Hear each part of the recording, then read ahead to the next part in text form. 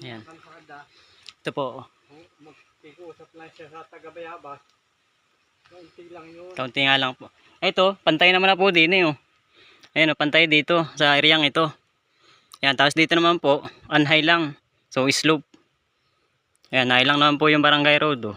Halos ay 30 meters lang. Yan naman po ay sisimintuin po yung hanggang doon sa bahay na yun.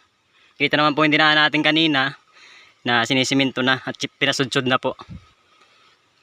Ang nyug po niya ay nasa 100 kapunong niyog. Ayan, kanina. At ang bilis ko, mo.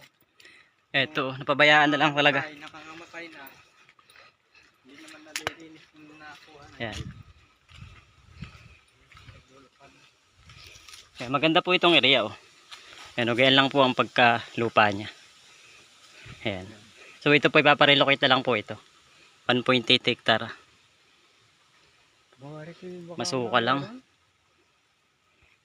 Ayun o, pantay na po dun o. Ayun.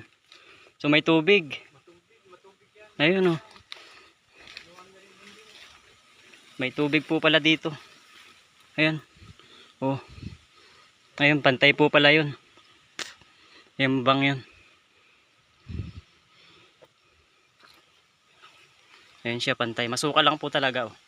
Ayun po, kita naman po nyo, pantay. Pero kung ito mahawan po, ay talaga napakaganda nito. Ha? Hindi magtutubig maigi kung inahawan. Oo. Ayun, meron po tayo magkukunan ng tubig. O yan o. Kita naman po ninyo. Flat na po yun o. Ayun. So sa kawayan naman to, madaming kawayan o.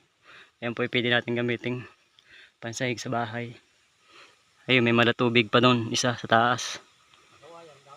Sa kawayan, marami tayong kawayan. Ayan o, slope lang. Tapos ito, pantay na yun o.